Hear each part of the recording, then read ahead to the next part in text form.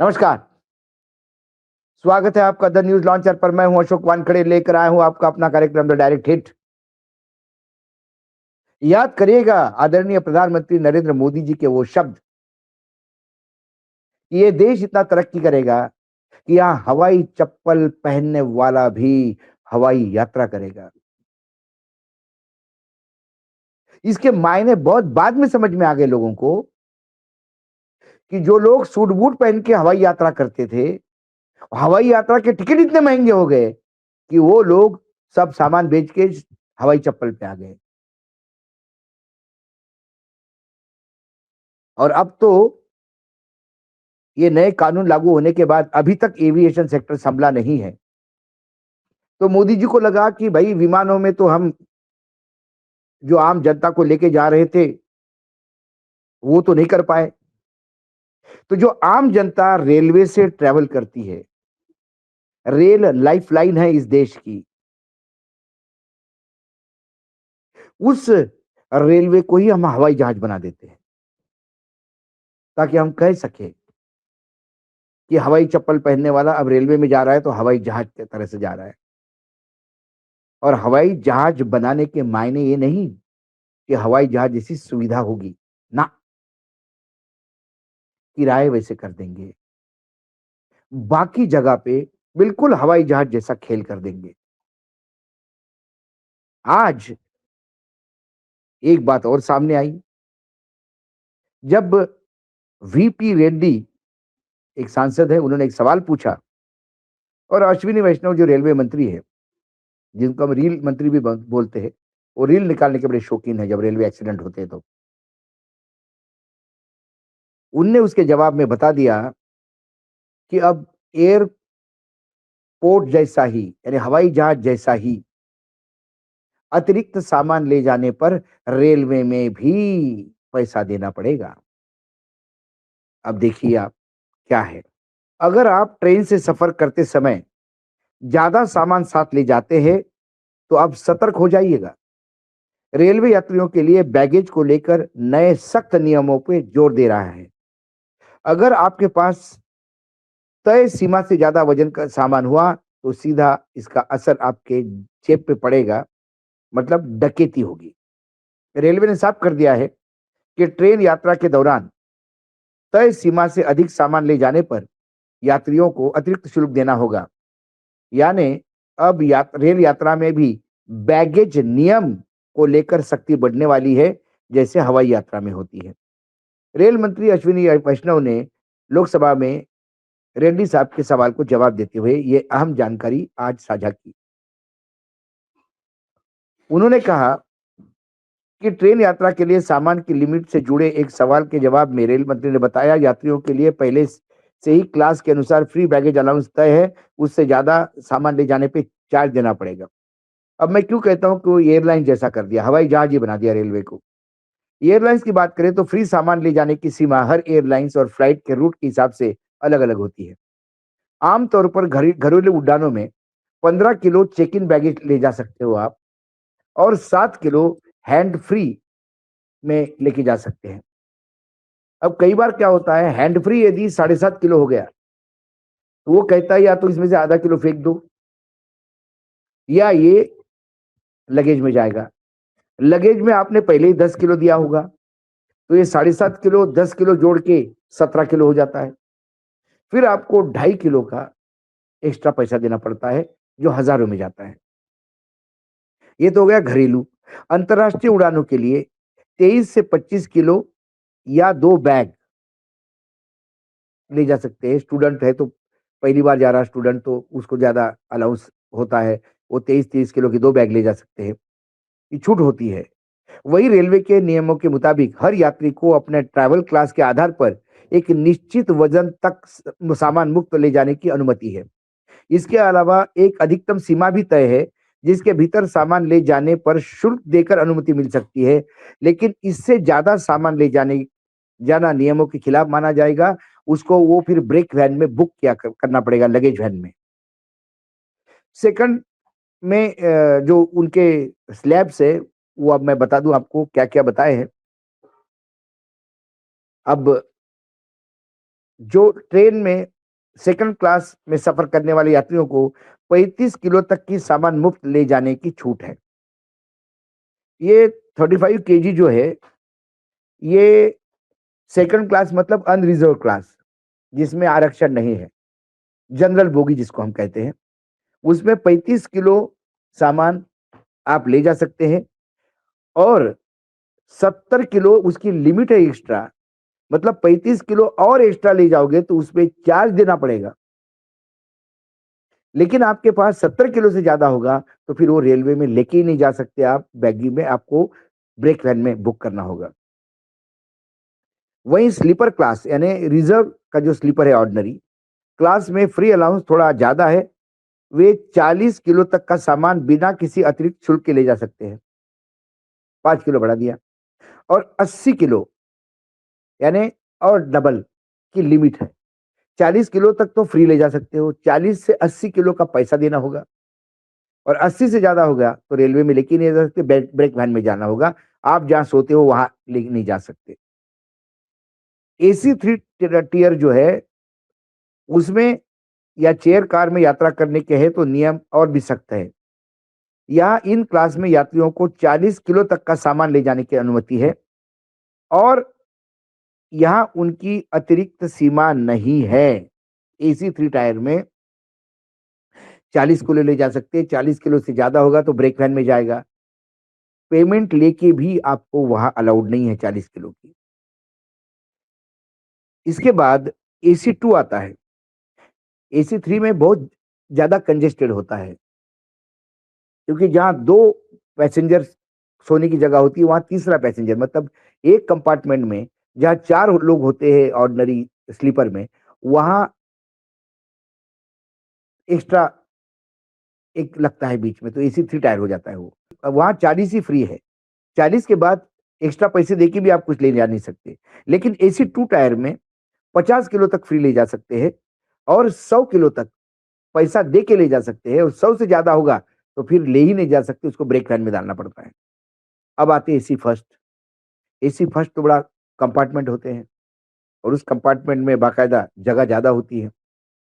उसमें 70 किलो आप फ्री ले जा सकते हैं और 150 किलो पैसा दे के ले जा सकते हैं, 70 से 150 पैसा देकर, और 150 से ज्यादा होगा तो सीधा आपका ब्रेक वैन में जाएगा, आपके साथ नहीं जाएगा। रेलवे का कहना है कि जरूरत से ज्यादा सामान न सिर्फ यात्री की सुविधा में बाधा बनता है बल्कि सुरक्षा और सफाई के लिहाज से भी समस्या पैदा करता है। भारी सामान से कोच की आवाजाही मुश्किल होती है और हादसों का खतरा बढ़ जाता है। इसके लिए जब रेलवे बैगेज नियम को सख्ती से लागू करने पर जोर दिया गया है। अगर आप ट्रेन से यात्रा करने की योजना बना रहे हैं तो पहले ये जरूर जांच ले कि अपने सामान का वजन तय सीमा में है या नहीं। ज्यादा सामान होने पर या पहले से बुकिंग कराए या अतिरिक्त चार्ज देने के लिए तैयार रहे। थोड़ी सी भी सावधानी आपकी यात्रा को परेशानी कर सकती है। पेनाल्टी जो है वो 1.5 गुना एक्स्ट्रा आपको लगेगी यदि आप कानून का उल्लंघन करते हुए पाए गए तो। अब इसमें उन्होंने कहा कि रेल की सिक्योरिटी, मुझे ये नहीं समझ में आता है कि आज तक जितने रेलवे हादसे हुए, उस किस हादसों में ये इन्वेस्टिगेशन में पाया गया कि हादसे इसलिए हो गए हैं कि वहाँ पर रेलवे में सामान ज़्यादा था? कतई नहीं। अब मैं आपको थोड़ा एक स्टैटिस्टिक देता हूँ 2024-23 का। भारतीय रेलवे के नवीनतम आंकड़े 2024-25 के अनुसार, जो पिछले साल के हैं, 25-26 चल रहा है, समाप्ति की ओर है। जनरल बोगियों में सफर करने के लिए यानी स्लीपर में, जनरल बोगी में सफर करने वाले यात्रियों की संख्या में वृद्धि देखी गई है। सालाना यात्री 2024-25 के आंकड़े हैं, 651 करोड़ यात्रियों ने जनरल या अनारक्षित डब्बों में यात्रा की। 651 करोड़। दैनिक औसत 1.78 करोड़ यानी 1 करोड़ 78 लाख यात्री रोज जनरल बोगी में सफर करते हैं। कुल यात्रियों में हिस्सेदारी, भारतीय रेलवे में प्रतिदिन सफर करने वाले का हिस्सा करीब करीब 2 करोड़ 40 लाख यात्री है। उनमें से 1 करोड़ 78 लाख, मतलब करीब करीब आप देखिए 70% ये जनरल कैटेगरी में आता है। इसी जनरल कैटेगरी को सबसे ज़्यादा भाव पड़ेगा। आपको ताज्जुब लगेगा, मैं क्यों कहता हूँ लाइफ़लाइन है। मुझे याद है लालू यादव ने बहुत रेलवे को प्रॉफ़िट दिखाया था। उसके बाद ममता बनर्जी जब आई तो ममता बनर्जी ने कहा कि मैं रेलवे में प्रॉफ़िट नहीं देखती। रेलवे ये सरकार का सामाजिक दायित्व है। सबसे गरीब से गरीब भी रेलवे से यात्रा करता है, उसको अफोर्डेबल रेलवे मुझे रखनी होगी। It's a service to the nation, it's not a business. लेकिन मोदी जी स्वयं खुद कहते हैं कि मैं भैया मैं गुजराती हूँ, प्रॉफ़िट लॉस देखता हूँ, तो वो प्रॉफ़िट ही देखेंगे। इस प्रॉफ़िट में मरेगा कौन? आप याद करिए ओडिशा, उत्तर प्रदेश, बिहार, इन राज्यों से बहुत ज़्यादा माइग्रेशन है। तमिलनाडु की इंडस्ट्रीज़ बिहार और यूपी के भरोसे चलती है, वहाँ के लेबर के भरोसे। मुंबई ठप हो जाएगा यदि मुंबई से यूपी और बिहार के लोग निकल गए तो। गुजरात की सूरत हो, डायमंड हब या कोई औद्योगिक शहर हो, वहाँ आपको उड़िया, बिहार, उड़ीसा और यूपी के लोग थोक में मिलेंगे। ये लोग जब जाते हैं, जैसे दिल्ली में जो यहाँ लोग आते हैं बिहार से, वो यहाँ काम की तलाश में आते हैं, गाँव में खेती होती है, तो दाल-चावल जो अनाज है, वो गाँव से लेके आते हैं और यहाँ से गाँव पैसा भेजते हैं। एक इकोनॉमी है वो। तो खेत में एक भाई गाँव में जो खेती संभाल रहा है, उसको मदद होती है पैसे से, वो खेती करता है, घर चलाता है और इन लोगों को खेती से अनाज मिलता है। वो अनाज जब ये रेलवे से जाते हैं घर वापस साल में 1 बार, तो साथ में लेके चलते हैं। जब ये लोग साल में 1 बार छठ पूजा के लिए जाते हैं, तो पूरे परिवार के लिए ट्रकों में ट्रंकों में सामान लेके जाते हैं। पूरे साल भर का शहर से जो डिमांड आती है, उन पे सबसे बड़ी मार पड़ेगी। एसी फर्स्ट में कोई 70 किलो लेके नहीं जाता, मैं बता दूँ आपको। एसी फर्स्ट में तो कॉर्पोरेट सेक्टर के और ब्यूरोक्रेट और नेता ट्रैवल करते हैं। सबसे ज़्यादा जनरल बोगी में सामान लेके जाते हैं, जहाँ सबसे कम अलाउंस है, फ्री बैगेज सबसे कम दिया हुआ है। मार उन लोगों को पड़ेगी। ये बिहार के जनता को समझ लेना चाहिए। उन्होंने कैसे सरकार को समर्थन दिया कि जो उनके पॉकेट पॉकेट पे डकैती मारने के रोज नए-नए रास्ते तलाशते हैं। छोटे-छोटे स्टेशंस हैं। सुबह-सुबह ट्रेन पे दूध लेके लोग चढ़ जाते हैं। छोटे शहर तक आते हैं, B grade city, C grade city तक आते हैं गाँव से लोग। सब्जियाँ लेके आते हैं। इन सब पे लगेगा पैसा। इन सबके पॉकेट पे डकैती हो रही है। जबकि रेलवे ये धंधा नहीं है सरकार का। एक सोशल सेक्टर का सर्विस है ये। जैसे शिक्षा, जैसे स्वास्थ्य, वैसे ट्रांसपोर्ट है। पेट्रोल की बढ़ती हुई कीमतें, रोड पे लग रहे टोल टैक्स, आम आदमी के पहुँच के बाहर कर दिया है। उदाहरण के तौर पे मैं बता दूँ आपको कि महाराष्ट्र में नागपुर से मुंबई एक समृद्धि एक्सप्रेस बना जिसपे नागपुर से शिरडी तक जिसका लोकार्पण प्रधानमंत्री ने किया और उसपे मर्सिडीज लेके स्वयं डिप्टी चीफ मिनिस्टर तत्कालीन देवेंद्र फडणवीस और मुख्यमंत्री एकनाथ शिंदे थे तब साथ में दोनों गाड़ी से जाए और क्या बात कर रहे थे। लेकिन शिरडी जाने वाली तमाम प्राइवेट और सरकारी बसें उस रोड से नहीं जाती, वो सब पुराने रूट से जाती क्योंकि टोल बहुत महँगा है और वो टोल अल्टीमेटली पैसेंजर के पॉकेट में देना पड़ता है। तो रोड पेट्रोल और टोल से महँगा कर दिया। हवाई जहाज तो छोड़ ही नहीं सकते, हवाई जहाज में जाने वाले हवाई चप्पल पे आ गए, गरीब हो गए बेचारे। एक रेल थी, उस रेल पे भी गिद्ध की बुरी नज़र पड़ गई और आम आदमी त्राहि-त्राहि करने लगा। बड़ा अजीब है हमारे देश का लोकतंत्र। जब विपक्ष में रहते हैं तो रेलवे से कुछ और अपेक्षा रखते हैं और जब सत्ता पक्ष में आते हैं तो अपनी खुद की हुई मांग भूल जाते हैं और फिर पैसेंजर को काटने का जरिया ढूंढते हैं कि इनको कैसा काटा जाए, इनसे पैसे कैसे वसूला जाए।